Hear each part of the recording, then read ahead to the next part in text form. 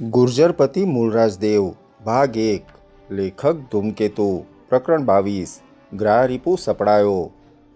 વંશસ્થલીનો ગ્રહારિપુ અન્નમ યોદ્ધો હતો, લડવૈયો હતો, તેમ કુશળ સેનાપતિ પણ હતો।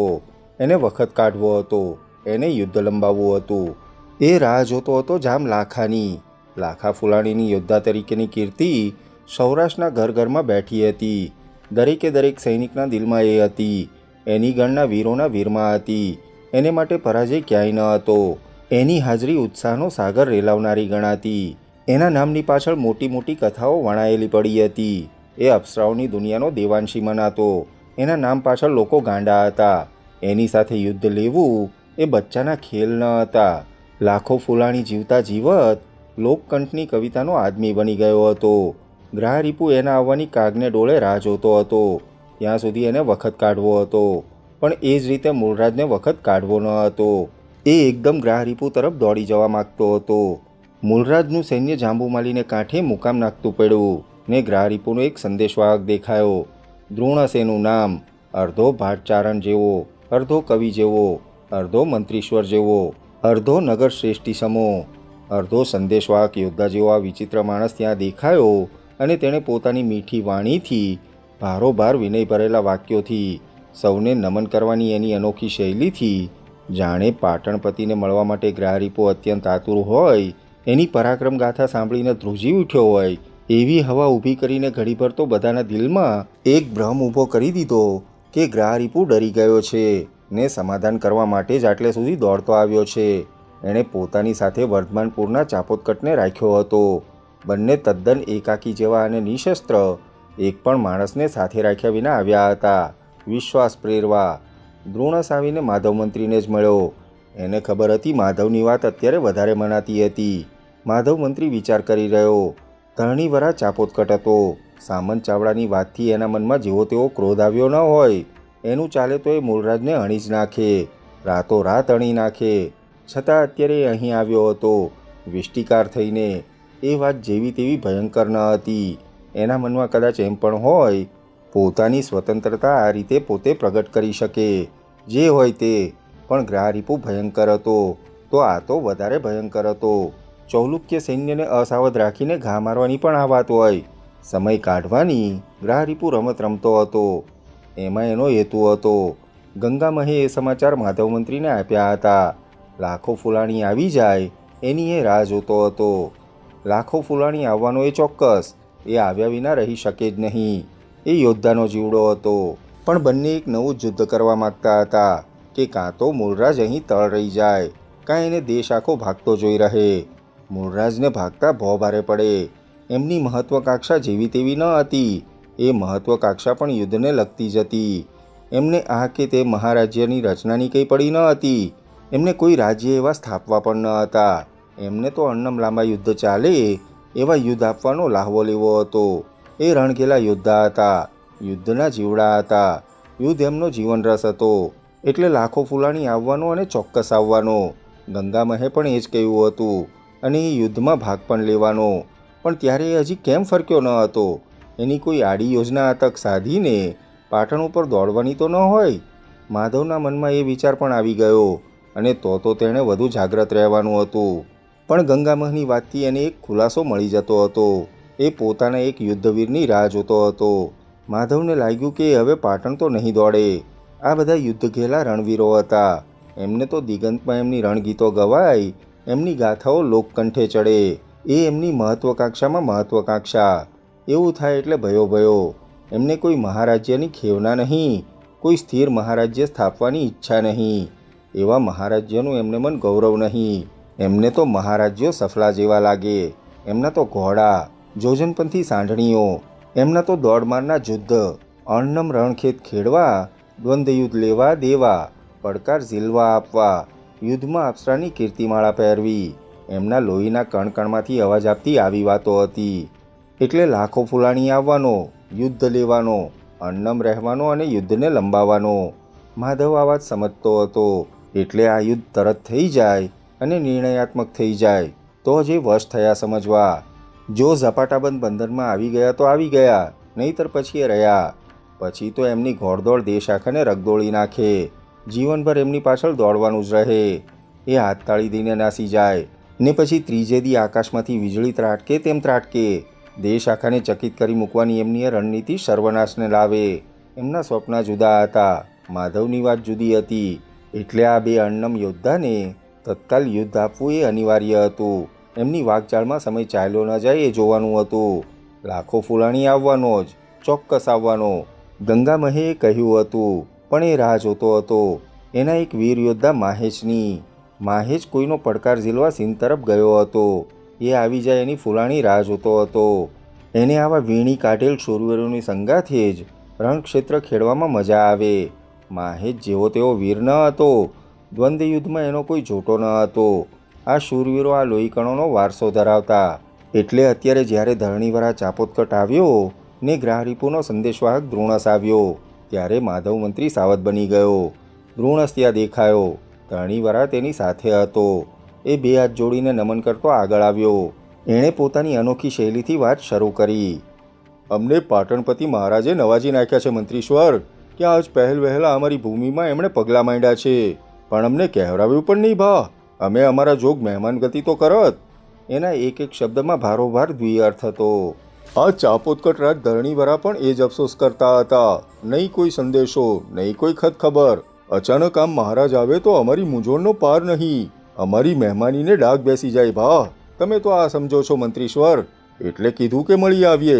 મહારાજ કઈ બાજુ જવાના છે જાણી લાવીએ. મહારાજને અમે કાંઈક તો ઉપયોગમાં આવીએ. અમારી મહેમાનગીરીની તો વાત મનની મનમાં રહી ગઈ ભા. માધવ મંત્રી એમની વાકઝાળમાં સપડાવવા માગતો ન હતો, તેમ વાત લંબાવવા પણ માગતો ન હતો. મૂળરાજ દેવનો પણ એ જ સ્પષ્ટ વિચાર હતો. એટલે એણે એમને કહ્યું, તમે અહીં બેસો ધરણીવરા ચાપોદકટ રાજ, અને તમે પણ. મહારાજ આવતા જશે. ધરણીવરા ત્યાં બેઠો. તે માધવ મંત્રી સામે વેધક દ્રષ્ટિથી જોઈ રહ્યો. માધવ પોતાનો વિશ્વાસ કરે તેમ નથી.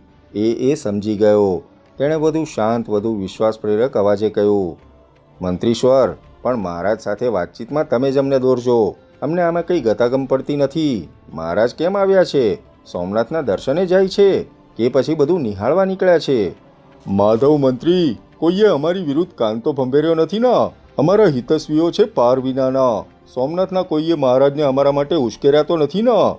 દ્રોણાસ બોલ્યો, બધી વાત હમણાં મહારાજ પોતે જ આવીને કરશે. હું તો તમને એક જ વાત કહું, સામંત ચાવડાનો સમય આથમી ગયો છે. એ તો આથમી ગયો ભા, ભલે આથમી ગયો. એ અમારાથી ક્યાં અજાણ્યું છે? એમાં અમારે શું? ધરણીવરા બોલ્યો, અમારે તો મહારાજની જે વાત હોય તે આંખ માથા ઉપર ચડાવી રહી. મહારાજને શું સોમનાથની જાત્રા કરવી છે? તો હું મહારાજની પડખે આવવાની તૈયારી કરું. મહારાજને શું કરવું છે ને શું નથી કરવું એ મહારાજ મને કહેતા નથી. મને તો આજ્ઞા મળે તે મારે ઉઠાવવાની હોય છે. મને આજ્ઞા મળી છે તમને બંનેને અહીં બોલાવવાની. હા બા હા, આ તો મોટા રાજના કામ. અમારા જેવા કોઈ ગળિયા ગરાસુની વાતો છે? આ તો મોટા રાજના કામ. ધરણીવરા ભારોભાર નમ્રતા દાખવી રહ્યો હતો, પણ એનો શબ્દે શબ્દ દ્વિઅર્થી હતો. પણ એની હર ક્ષણની નમ્રતા માધવને વધુને વધુ સાવધ રહેવા પ્રેરી રહી. હું તમને કહું ધરણીવરા ચાપોદકટ રાજ, તમારા મનમાં ગમે તે હોય, એક ક્ષણ પણ તમે બોલવામાં હેફે કર્યું કે યદવા તદવા બોલ્યા તો એમાં તમારો જેવારો નહીં હોય. મેં તમને કહી દીધું છે, સામંત ચાવડાની વાત હવે રહી નથી. મહારાજ મને જ આજ્ઞા કરશે ને મારે જ આજ્ઞા ઉઠાવવી પડશે. તમે અહીં આવ્યા તો ભલે આવ્યા. તમે પાટણના આ દિશાના સામંત છો, તમે એમ જ રહો, એમ મહારાજ ઈચ્છે છે. હા બા હા, મહારાજની ઈચ્છા તો મહારાજની ઈચ્છા છે. એમાં આકાશ પાતાળની અનેક વાતો હોય, આપણે એમાં શું સમજીએ? પણ તે ભા મંત્રીશ્વર, તમે અમને કહેરાવ્યું પણ નહીં. મહારાજે અણ્યા છે સામંત ચાવડા જેવાને. તે અણવાની ખાતર અણ્યા નથી. એ કોઈ ઘાતક નથી. એમને તો રાજ વ્યવસ્થિત કરવાનું છે, મહાન રાજ્ય સ્થાપવાનું છે, દેશમાં સલામતી લાવવાની છે. તમે ચાવડા છો, તમારું મન મહારાજને માન આપવા તરફ ન હોય એ દેખીતી વાત છે. તમે શો નિર્ણય કર્યો છે એ મહારાજને અત્યારે જ સ્પષ્ટ કહી દેજો. એમાં જરાક તમે ભેદ રાખશો તો સારી વાત નહીં હોય. મહારાજ મૂળરાજ દેવ એ એક ઘડી પણ ચલાવે તેમ નથી, એટલું હું તમને કહી દઉં. આ મહારાજ આવ્યા, લ્યો. માધવ બોલતો બોલતો ઊભો થઈ ગયો. ધરણીવરા અને દ્રોણસ પણ તરત ઊભા થઈ ગયા. મૂળરાજ ત્યાં આવ્યો. એનામાં રાજવંશી ગૌરવ હતું અને પાટણપતિની તેજસ્વીતા હતી. એના મોં ઉપર દ્રઢ નિશ્ચય હતો. એ અસાવધ રહેવા માગતો ન હતો. ધરણીવરા એને જોતાં ચોંકી ગયો. એણે ઘણું સાવધ રહેવાનું હતું. આ જુવાન તક આપે તેવો ન હતો. માધવની વાત સાચી હતી. વાતમાં ધ્યાન રાખવાનું હતું. ધરણીવરા 2 હાથ જોડીને આગળ આવ્યો. દ્રુણસ ત્યાં નમન કરતો શાંત ઊભો રહી ગયો. બોલો, શું છે માધવ મંત્રી? પૂછ્યું તમે ચાપોદકટ રાજને? એ પાટણના સામંત રહેવા માગે છે કે રહેવા નથી માગતા? મૂળરાજે તરત જ નિર્ણય કરવાનો હોય તેમ વાતની શરૂઆત કરી. ધરણીવરા આને માટે તૈયાર ન હતો. માધવે તેની સામે જોયું. ચાપોદકટ રાજ, તમારે કહેવાનું છે અથવા તમે કહો તે હું કહું? હું શું કહું બાપલા? હું તો તમે તમારો ગણો તો તમારો છું, તમારો ન ગણો તો મારું નસીબ. હું આમાં શું સમજું બાપલા? આ તો મોટાની વાતો છે. પણ તમે જાણો છો તમે પાટણના આદિશાના સામંત છો? મૂળરાજે સીધો જ પ્રશ્ન કર્યો. એનો અવાજ દ્રઢ હતો. એમાં નિર્ણયનો રણકો વાગી રહ્યો હતો. ધરણીવરા આવા પ્રશ્ન માટે તૈયાર ન હતો. પણ માધવે એમાં તત્કાલનો નિર્ણય વાંચ્યો. ધરણીવરાને અહીંથી જવાની તક પણ મૂળરાજ નહીં આપે એ ચોક્કસ હતું. મહારાજનો આ નિર્ણય હમણાં જ કદાચ એમણે એમને જોતાં જ કરી નાખ્યો હોય. એટલો બધો અચાનક આવ્યો હતો. માધવને પણ આ જાણમાં ન હતું. મૂળરાજની આ તેજસ્વીતા માધવે આજે પ્રથમવાર જ દેખી. એક વાત હવે નિશ્ચિત હતી. તે તત્કાળ રાજશાસનની વ્યવસ્થા કરી લેવા માગતો હતો. એનો આ નિર્ણય પણ એમાંથી આવ્યો હતો. ધરણીવરાને એક જ જવાબ વાળવો પડે એવો આ પ્રશ્ન હતો. હા કે ના? મૂળરાજ એની પ્રતીક્ષા કરતો ત્યાં બેઠો હતો. એ પળભર સમજી શક્યો નહીં. હા કહેવી કે ના કહેવી? એટલામાં મૂળરાજે ફરીને કહ્યું. આ વખતે એનો અવાજ વધારે દ્રઢ હતો. ધરણીવરા ચાપોદકટ, અમને વાતોનો વખત નથી. મામા સામંત ચાવડાનો વખત ચાલ્યો ગયો છે. પણ અમારે એનું મૂક્યું બધું સંભાળી લેવાનું છે. અમારે પાટણના મહાન રાજ્યનો પાયો સ્થિર કરી નાખવાનો છે. તમારો શો નિર્ણય છે એ સ્પષ્ટ બોલી નાખો. આવો હોય તો આગળ આવો. ભગવાન સોમનાથનું જળ લ્યો, શપથ લ્યો. ન હોય તો તમે જઈ શકો છો. તમારી પાછળનું દ્વાર ખુલ્લું છે. તમને કેમ માપી લેવાય એ માધવ મંત્રી જોઈ લેશે. અરે પણ બાપલા, આવડા કોપનું કંઈ કારણ? આ કોપ નથી. તત્કાલ નિશ્ચય કરવાની તમારે તક લેવાની છે. અરે પણ તમે સોમનાથ ભગવાન જવા નીકળ્યા છો. મારે મહારાજની પડખે છેક ત્યાં સુધી આવવું છે. મારો એ ધર્મ છે. મારા પ્રદેશમાંથી મહારાજની પડખે મારો ઘોડો ચાલે એમાં તો મારું જેવું તેવું ગૌરવ ન હોય. ચાપોદકટ, એ બધી વાતો પછી. તમે અમારા સામંત રહેવા માગો છો? હા કે ના? હવે ધરણીવરાને બોલ્યા વિના છૂટકો જ ન હતો. તેણે એક રણયોદ્ધાને શોભે તેવા મોટા તીખા અવાજે કહ્યું. એ પોતાની જાતને હવે પ્રગટ કર્યા વિના રહી શક્યો નહીં. મૂળરાજ સોલંકી, ચાપોદકટ ધરણીવરા એ સામંત ચાવડો નથી કે અર્બુદપતિ ધરણીવરા પરમાર પણ નથી. આ તો છે ચાપોદકટ ધરણીવરા. પડખે હશે તો આ આખી સોરઠ ભૂમિકામાં કોઈ તમારો વાળ વાંકો નહીં કરી શકે. પડખે નહીં હોય તો આ તો ભૂમિકા છે સોરઠની. અહીંના ગોફણિયા ઝીલવાવાળા સેન પણ કોઈ હજી સુધી અહીં લાવી શક્યું નથી. હું તમારો સામંત છું. એવી ગાંડી ગેલી વાત જવા દો મહારાજ. હું પણ આ દેશનો એક રખેવાળ છું. મારે મારી વાતું છે. હું પણ મારી રીતે તમારો છું. હું પાટણના ગૌરવનો જેવો તેવો રખેવાળ નથી. બોલાવશો ત્યારે દોડવાનું એટલું જ મારે કહેવાનું છે. એથી વધુ મારે કંઈ કહેવાનું નથી. વધુ કહેવાનું હોય તો તે તમે કહો. તો તમારે સામંત ધરણીવરા અત્યારે જ અમારી સાથે રહેવાનું છે. તમારું સૈન્ય અહીં આવી જાય. તમારી મુદ્રા આપો. કા માધવ મંત્રી સાથે જાઓ. કાલે રા ગરાસિયા સાથે અમારે યુદ્ધ લેવાનું છે. અમને વાતો કરવાનો વખત નથી. અરે પણ મહારાજ, તેલ જુઓ, તેલની ધાર જુઓ. માધવ, તું ધરણીવરા સાથે જા. એ સૈન્ય લઈને હમણાં જ અહીં આવે એ જો. ને પોતે તો અહીં મુકામ નાખી દે. પણ મને શ્વાસ લેવાનો વખત મળે મહારાજ, મને. અમારી પાસે વખત નથી ચાપોદકટ. અમારી પાસે પળો છે. તમને આ ન રૂચે તો આ સીધો માર્ગ. ધરણીવરાને લાગ્યું મૂળરાજ એક પળ પણ જંપવા દે તેમ નથી. એટલે હવે તત્કાલ ભાગી છૂટવામાં જ જેવારો છે. નહીતર આ તો બંધનમાં નાખી દે એ જાત છે. એણે ઉતાવળે જ પાછું પગલું ભરતા કહ્યું. ત્યારે તો જય સોમનાથ મહારાજ, આપણે પાછા મળીશું રણક્ષેત્રમાં. ધરણીવરાએ તરત પાછા પગલાં ભર્યા. દ્રુણસની રાહ જોવામાં પણ જોખમ હતું. પણ એ જેવો પાછો ફર્યો ન ફર્યો ને દ્વાર પાસે માંડ પહોંચ્યો હશે ત્યાં તો એણે જે દ્રશ્ય જોયું એ જોતાં એની આંખ ચાર થઈ ગઈ. ત્યાં રાણોજી જેહુલ અને જંબક મંત્રી ઊભા હતા. વીર ચાપોદકટ ત્યાં હતો. એમની સાથે એક નાનકડું સૈન્ય પણ હતું. એ બધા જાણીની રાહ જોતા લાગતા હતા. તેણે ઉતાવળે જ પૂછ્યું, વીર ચાપોદકટ, આ શું છે? મહારાજે મને જવાની આજ્ઞા આપી છે. તમને આપી હશે, અમને નથી કહી. ચાપોદકટે જવાબ વાળ્યો, અમારે તો સામંત ધરણીવરાને જવા દેવાના હતા અને ધરણીવરા ચાપોદકટને અમારી સાથે સૈન્યમાં લઈ જવાના હતા. એટલે તમારે અમારી સાથે સૈન્યમાં આવવાનું છે. મારે? શું હું બંધનમાં છું? એ બંધન આપનારો કોણ બે માથાળો? તરત તલવાર ખેંચવા કુદરતી રીતે એનો હાથ કમર ઉપર ગયો, પણ ત્યાં એને સાંભળ્યું એણે ભૂલ કરી નાખી હતી. વિશ્વાસ પ્રગટે માટે એ સંદેશાવાહકની જેમ હથિયાર વિના આવ્યો હતો અને એ જ વખતે એને પાછળથી સૈનિકોએ એવો તો મુશ્કેટાટ પકડી લીધો કે એના મોંમાંથી એક મોટી બૂમ નીકળી ગઈ. સોલંકી, મૂળરાજ સોલંકી, આ દગો ભારે પડશે હો. દગો હોય તો, મૂળરાજે જવાબ વાળ્યો, આ તો રાજનો તત્કાલનો નિર્ણય છે ચાપોદકટ.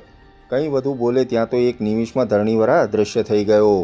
દ્રુણસને ખાતરી થઈ ગઈ એનું કામ વિકટ બની ગયું હતું. એને વખત કાઢવો હતો. મૂળરાજ એક પળ પણ થોભવામાં માનતો ન હતો. એણે અત્યંત વિનમ્રતાથી કહ્યું, મહારાજ, ધરણીવરા ચાપોદકટને બોલતા નથી આવડ્યું, એનો એ દોષ હતો. પણ મહારાજને રાયે તો કહેરાવ્યું છે. હું મહારાજનું શું ને કેવી રીતે સન્માન કરું? મહારાજ મને આજ્ઞા કેમ ન કરે? મહારાજને સોમનાથ જાત્રા કરવી હોય તો હું સાથે આવું. મહારાજ સોમનાથ જળ લેવા જતા હોય તો હું તો દોડતો લઈ આવું. મહારાજને એટલો ધક્કો ઓછો. એમને ત્યાં પાટણમાં મોટી કામગીરી ઉપાડી છે, એ અધૂરી મૂકીને અહીં ક્યાં આવ્યા? અમને કેમ કહેવરાવ્યું નહીં? દ્રુણસ, તું સંદેશાવાહક છે. તારું કામ તારા સ્વામીનું કામ કરવાનું છે. એ તું બરાબર કરી પણ જાણે છે. પણ અમને બીજી આડીઅવળી વાતો માટે વખત નથી.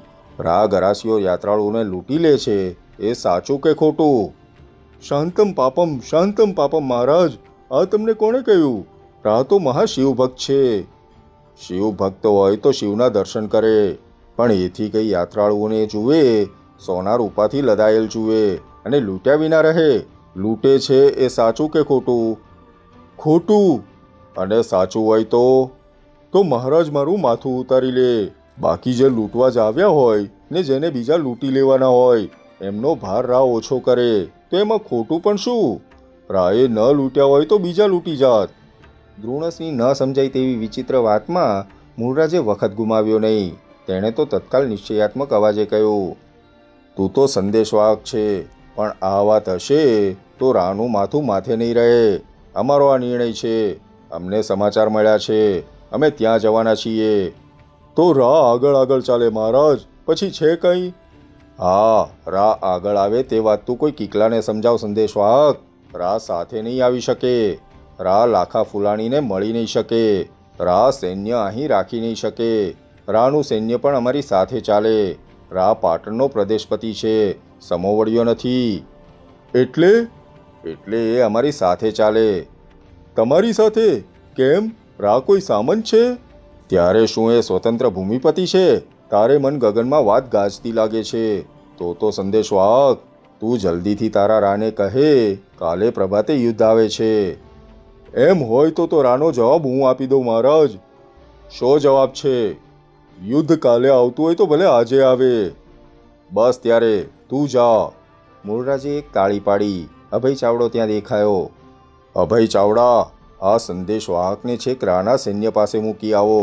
આડો અવળો ક્યાંય ફરકે નહીં એ જોજો. આડો અવળો ફરકે એ સંદેશવાહક રહેતો નથી, એ ગુપ્તચર બને છે. સંદેશવાહક, જા, રાને કહે પ્રભાતે તૈયાર થઈ જાય. પણ મહારાજ. હવે પણ માટે પળ નથી દ્રુણાસ. તારે વખત કાઢવો છે. અમારે તને વખત કાઢવા દેવો નથી. આ તું સમજે છે. અમારી વાત સ્પષ્ટ છે. તારા રાજા પાસે કેટલા હાથી છે? 108. થયું ત્યારે એ 108 હાથી લીધા પછી ને સોમનાથના જળ શપથથી રાને બાંધ્યા પછી કે અણ્યા પછી અમે પાછા ફરીશું. હવે તું એકદમ જા. યુદ્ધ માટે પછી રાને વખત નહીં રહે. ફુલાણી આવે છે. ફુલાણી પણ આવશે, કેમ નહીં આવે? પણ ફુલાણી આવશે એ વખતે તો મહારાજ દિવસે તારા દેખાશે. સારું, તું જા. અભય ચાવડા, આને બરાબર મૂકી આવો. દ્રુણસ દ્વાર પાસે પહોંચ્યો ને એને અચાનક સાંભળ્યું હોય તેમ તે પાછો ફર્યો.